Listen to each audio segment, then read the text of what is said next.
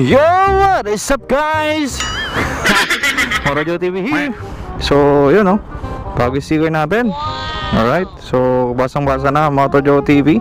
Hindi na pagkakamala na Motojoey or Motojoey or Moto J TV. Yun.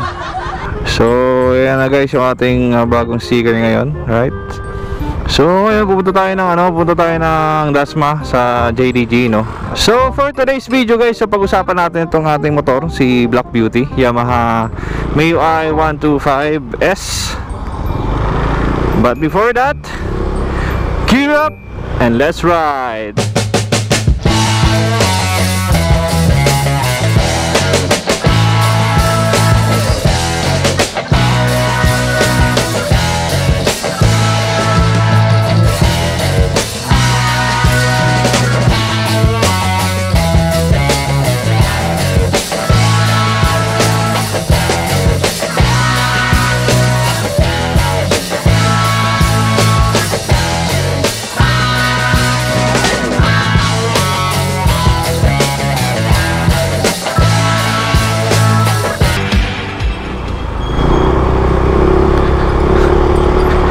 So yun. Welcome back again to my YouTube channel. So for today's video nga guys, so pag-usapan natin to si Black Beauty, ang aking motor MIUI 125S. So siya po ay 2 years na, no, sa akin. Kaka 2 years lang nung December. Kasi nakuha ko to December 2018. So in my 2 years experience with this motorcycle, itong MIUI 125, no, hindi naman ako masyadong pinahirapan. Okay naman siya, alaga naman siya sa change oil. Mamaya papakita ko sa inyo yung mga major modification na ginawa ko dito, kung ano yung mga pinalitan ko. Tinakbo niya is around 34,154. So pinakamalayo na tinakbo nito is pumunta kami ng Kamay Nesus sa bandang Lukban, Quezon, yan. So sa karating na ito ng Bulacan. So plano ko iuwi ito sa Bicol pagka medyo okay na yung sitwasyon, no. So gusto ko ibiyahe sa Bicol. Nakuha ko to sa Motor Trade. Monthly na binabayaran ko dito is 3,600 plus. So installment siya guys, no, kasi hindi pa natin kaya bumili ng full or cash, no.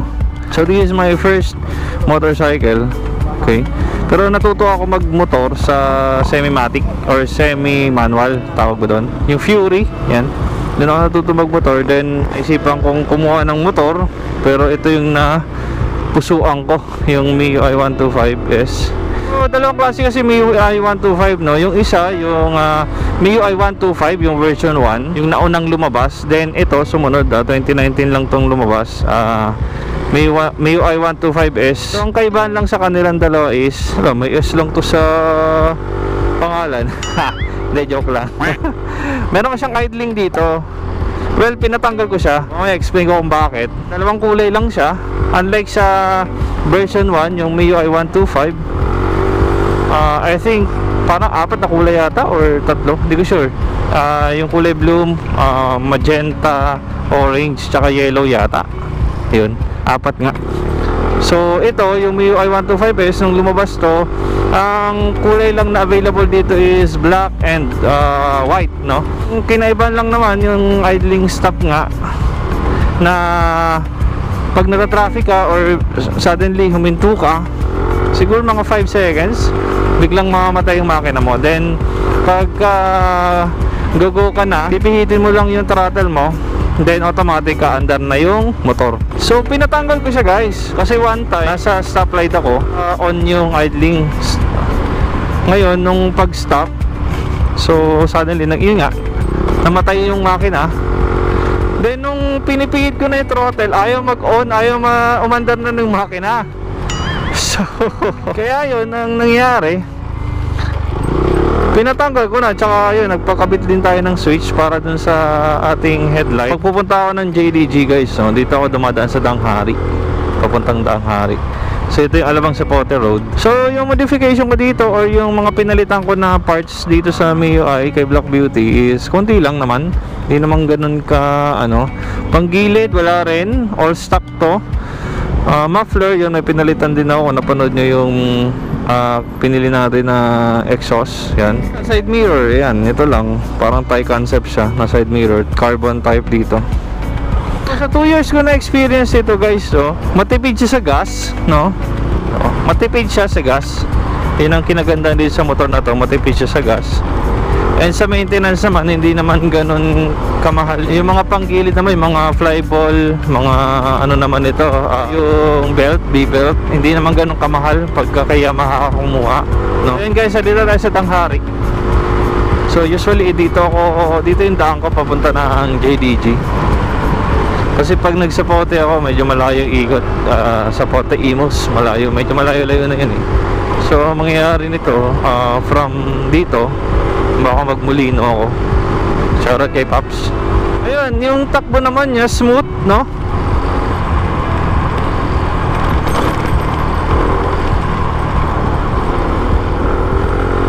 Hindi naman ako nababagalan, hindi rin naman ako masyado nabibilisan. So, hindi rin naman ako kasi yung tipo ng tao na ang tawag dito, na gusto ko sobrang bilis ng motor.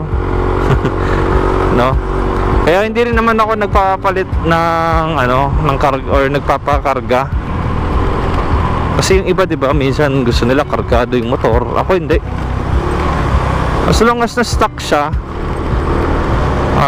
yun muna. Pero di ko alam, depende kung halimbawa for content only, pwede ko namang gawin yun. Magpapalit ako para lang ma-experience ko yung kargado. So yun guys, so shoutout nga pala sa EXL Apparel sa suot nating t-shirt ngayon. Alright, so ayan, papakita ko sa inyo guys yung mga pinalitan natin dito sa ating Mio, no, kay Black Beauty. Yung mga parts na nagbago sa kanya from stock. So yeah, pakita ko sa inyo, balik ko sa inyo mamaya guys. Alright.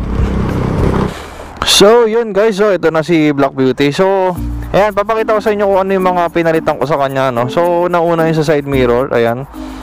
Nagpalit tayo nung sa stock, pinalitan natin itong parang carbon type na side mirror, yan.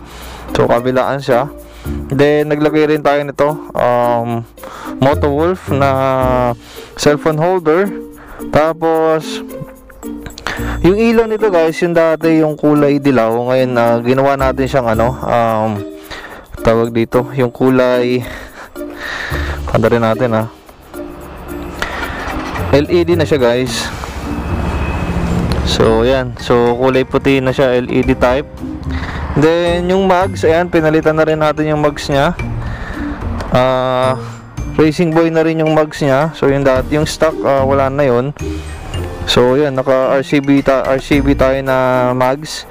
Then yan, nagpalagay rin tayo dito ng guys, ng tawag dito, ng top box. And yun, yung ating fan cover, yan, naka carbon type. Then ito, yung exhaust X6 na exhaust system na muffler, yan, pinalitan na rin natin yung luma, no. So yun lang, yan lang yung mga ko sa kanya, yung mga pinaglagay. So dati meron tong auxiliary, may auxiliary light side dito nun, kaso nga nung bumangga nga ako, na-UP yung bracket, so nawala. Tapos yung linagay ko naman dito, naalog natanggal. So tinanggal ko muna, pero may abang yan, nakaabang yung sa ilaw niya. Tinago ko lang yung auxiliary lights. Tapos yan, meron sana siya ditong saksakan ng USB port, kaso yan, nasira, napapayos lang natin. Then meron tayo dito yung meron dito tayo nung passing light. Yan, konektado siya dun sa aux natin. So yan. Tapos ito, yun nga, yung pinalitan natin yung idling. So wala na siyang idling ngayon. So ito na siya, switch, tsaka yung push start natin. So ano pa ba? Yun lang, wala namang iba. Yan, yung ating handle grip, iba na rin. So pinalitan natin ng ganyan. Yan. So yan lang guys, wala pa. Marami pa tayong balak ipalagay dito. Ito, sira-sira na yung ating foot matting or footrest pa tawag dyan, yung foot matting natin. Ayan, basag-basag na yan.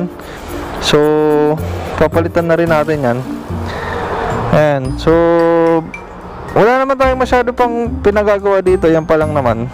Ito pala, yan, yung Shoutout kay JDG, yung niregalo niya sa atin na camel seat. Yan, pinapalitan lang natin ng cover.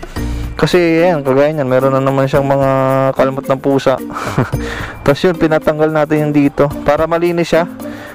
Yan. So, bumagay naman yung kulay nung tawag dito yung upuan, tsaka yung mugs. Ayan. So, yun lang guys. So, wala naman tayong masyadong pinababago pa dito kay Black Beauty. Ayan. So, a few moments later. So, sa mga nagbabalag pa rin no, na gusto na kumuha ng ganitong motor ng MIUI 125 or MIUI 125S, it's worth the money, no? Or worth it pa rin naman yung pagbili dito. At kahit ilang ano na siya, no? Ilang taon na ba nakakalipas, or may mga nagsilabasan na bagong motor kagaya ng Aerox, NMAX 2020. Ano pa rin siya, worth it pa rin yung pagbili nyo dito, no? So sa mga naghahanap ng or hindi makapag-decide kung ano yung kung ano yung bibili nyo na motor, kung gusto nyo ng scooter, ayan, I recommend tong MIUI 125. Tsaka yung mga pyesa naman niya guys, no, hindi naman mahirap hanapin kung ano ba nagpalit kayo or magpapalit kayo. Tsaka yung mga accessories naman niya na firm, ang tawag dito, yung accessories naman na pwede nyong ilagay sa kanya, available naman din siya sa market. So hindi siya mahirap hagilapin, no? Tsaka murang-mura lang, no? Cheapest na mga pyesa na mga accessories. Ayan, sa JDG guys, ayan, punta kayo dyan. So yun lang guys yung masasabi ko. At yung review natin dito kay Black Beauty sa ating MIUI 125S. Matipid siya sa gas, cheap ang hindi ka hirap sa accessories makakuha, no? And mura lang yung monthly niya, nasa 3.6. So yun, sa mga gustong kumuha nito, ayan, kuha kayo guys. Mamimili na lang kayo kung black or white, or yung isa, yung version 1, yung may blue, magenta, orange, saka yellow. So yan guys, so maraming salamat. So andito tayo guys sa may bandang Dasma na to, sa Congregational Ave. So kakaliwa tayo dito, then nasa unahan yung shop ni Boss Butchoy. So yun guys, no, at maghahanap tayo ng i-content natin.